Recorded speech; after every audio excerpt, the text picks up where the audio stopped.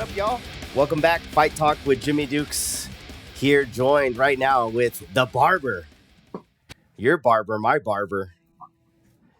Everybody's Bencomo. Everybody's Gabe Bencomo, man. What up, dog? How are you, brother? doing good, bro. How about yourself? Good, man. I appreciate your time, man.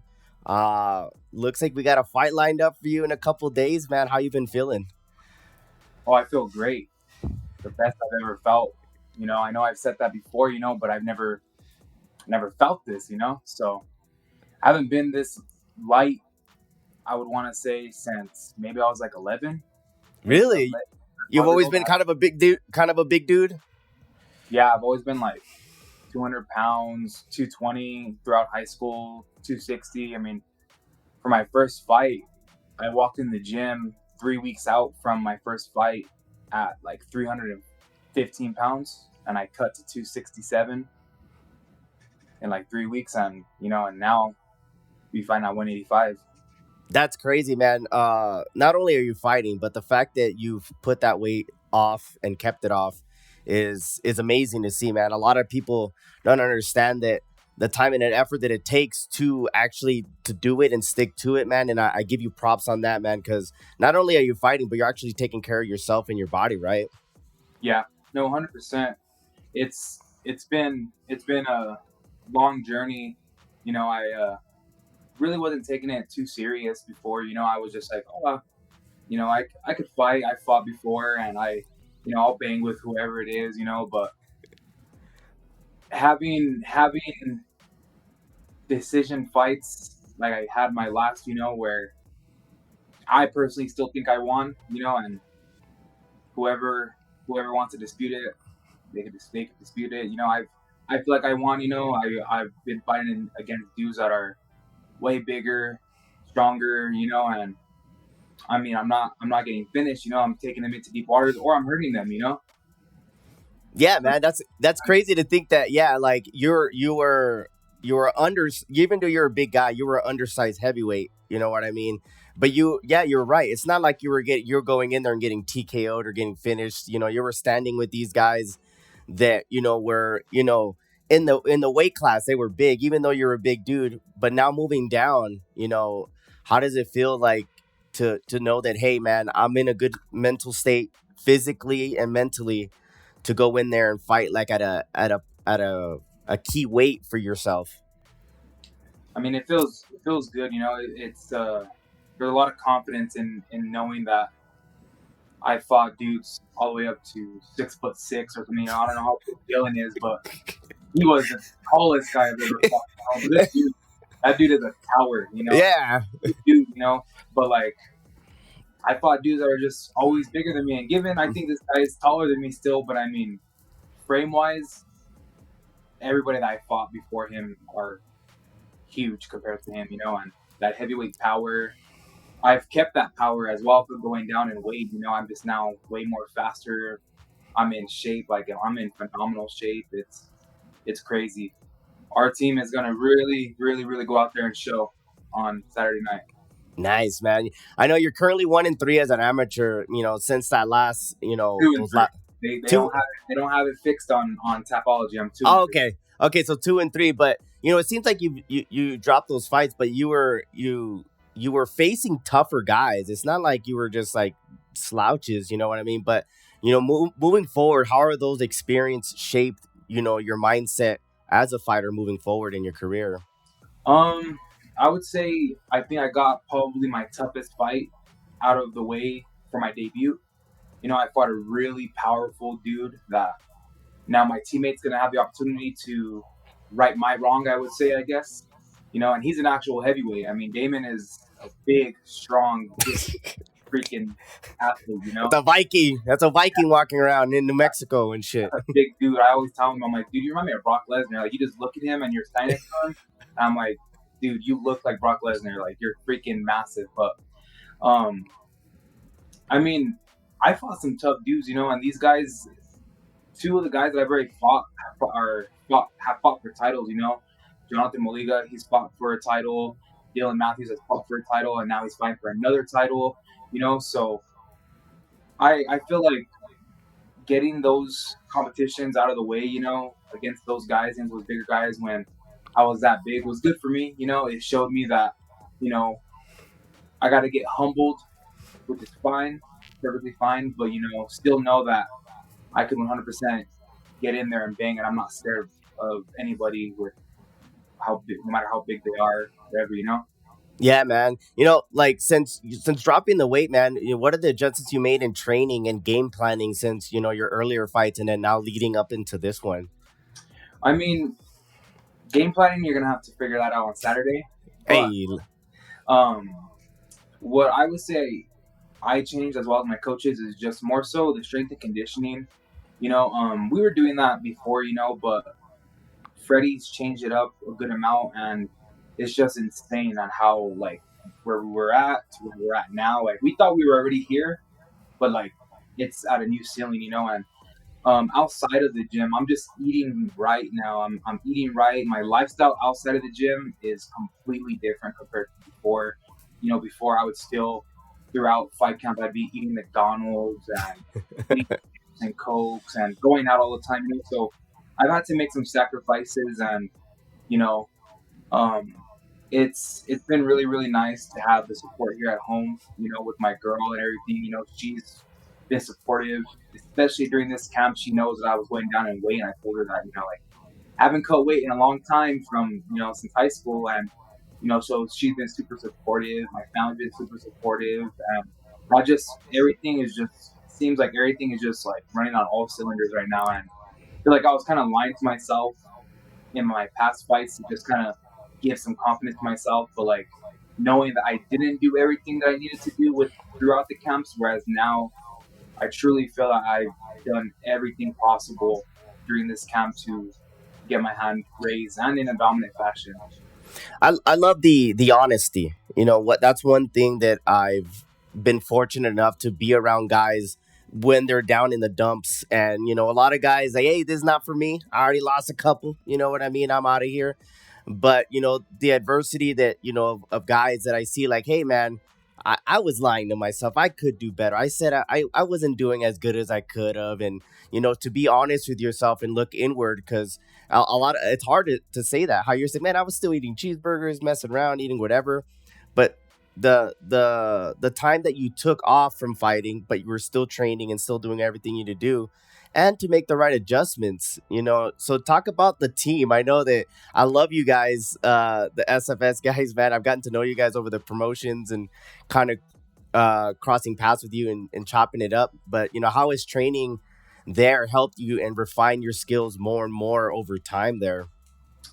Um, I would probably say that we're a very tight knit group.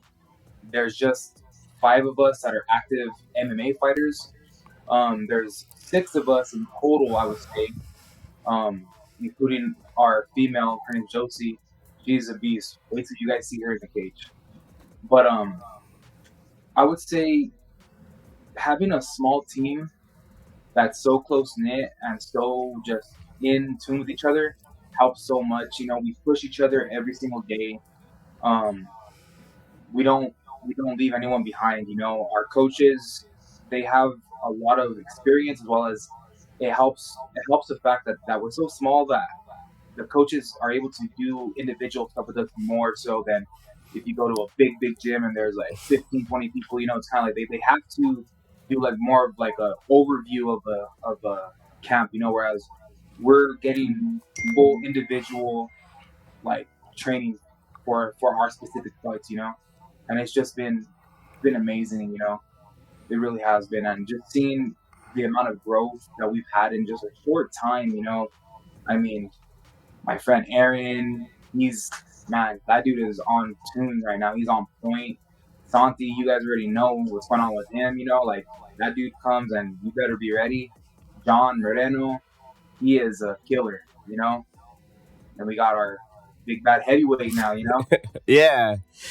Like, coming back finally after all this time, what's driving you to push harder now? Is it more like on the redemption? Is it just get your momentum going, or just to prove to yourself and everybody that you deserve to be here and keep fighting in your career? I would just say more so like a redemption for myself because like I said, I wasn't doing the correct things before, and I still believe that I'm better than anybody that I've lost to. I just didn't do the right things. My last fight, I could have pulled the trigger way faster and I would have ended it. Whereas, if there was like another second left over or whatever, it would have been done.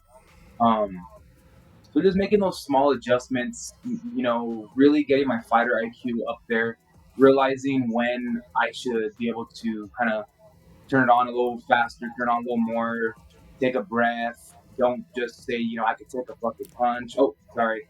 But No, no, you're good. You can say whatever you want, brother. yeah, not really like sitting there thinking like, what, I know I could take a punch. Like just being a smarter fighter overall, inside and out. That's good too, because I know sometimes when guys like I've seen it, you know what I mean, I'm not talking trash about anybody or anything. A lot of guys just want to keep getting in there, keep getting in there, keep getting in there, Yeah. and there it doesn't seem like they're making the adjustments or the changes, and they just keep losing, and I hate seeing that. So has that time just been beneficial for you to kind of just step back and not knowing that I'm not fighting and I could just focus on myself. To anybody else that's kind of going through slumps, talk about how the benefits of you just stepping away a little bit has benefited not only your health, but your mindset when it comes to the fight game. I would say it's helped tremendously. I could have fought back at the last fight world or the CFC. I could have asked to get put on that card, but I just didn't feel that I was really ready to go out there and perform at the level that I know I am going to do now. Um, I could have made 205 easy. That was easy. And um, I would just say, that with with all of the preparation that I've had and the weight loss and everything, that like it's just I don't know, something feels different this time. And I would say if you're a fighter that is in that position where you're losing fights, like it's perfectly fine to take that time off to really figure out yourself in the game, refine your tools. Maybe you need to go to a new weight class. Maybe you're cutting too much weight and it's affecting you, and you need to go up. Or, like me, it's you're just being lazy and you don't want to cut weight, so I'm gonna fight where I'm at. I mean, I weighed in at my last fight like at 240. And that's ridiculous. Yeah, that's crazy too, because I was talking to Santi before. He's like, "Yeah, you know what? Like, Gabe lost that weight, but the power's still following." You know what Yeah, I mean?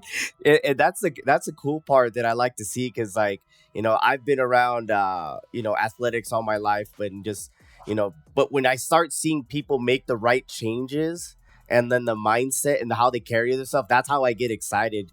And especially since I get to follow a lot of you guys through your guys' journey, and I'm just a guy on the sideline, you know what I mean, recording or getting to know you guys. But it's awesome to see that, man. But how important is it to get back on track and showcase a dominant performance this weekend coming up? oh, it's extremely important. I mean, I didn't get in this just to fight once in a while and just fight here and there. I mean, I wanna fight for a title. I really do. That means so much to me. Since I was a kid, I dreamt of it. And like I said, I mean, I feel like I could fight for a title at 185, 205, heavyweight. I didn't make those adjustments in my past fights. And not excuses or nothing. It's just I didn't do the right things. But I want to win a belt. It means a lot to me to bring that home for my team, for myself. I want to just get back in there and just show exactly what I've been saying, and really put on a performance, a Yeah, dominant. man. Yeah, man. So like with this coming up and all the time off and the weight loss, focusing on your skills and everything, how are you balancing the pressure of the past results, but with the excitement of a fresh start? No pressure, honestly. I'm gonna be straight up, none. You just like, I'm just going to, there's no pressure. I'm just going, I already know what I need to do. I'm just going to go in there and do it.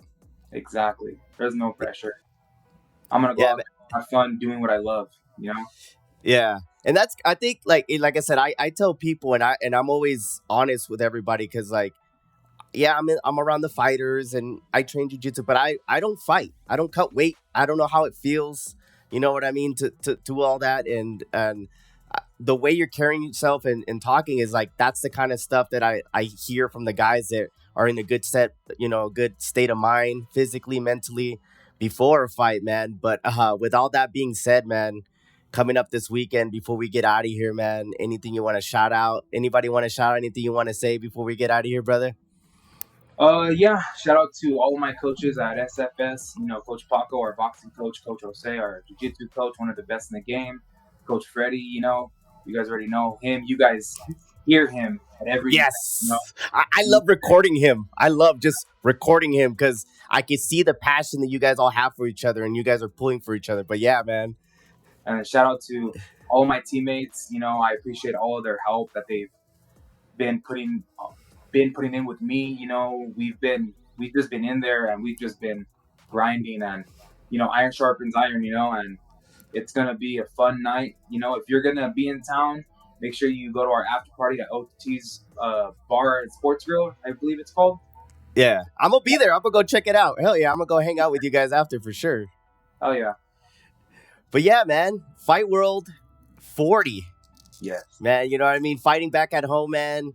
How does it feel to fight back at home before we get out of here, man? I know you fought down here and then now you're like back at home. Everybody's going to be able to see the new Gabe, the Barber, man. Oh, it feels great. I'm so excited. I haven't fought in Albuquerque or in New Mexico in like 2.5 years. So it's gonna be really, really exciting. I think the last time I fought in Albuquerque was when I fought Dylan, and that was like 2 years ago now.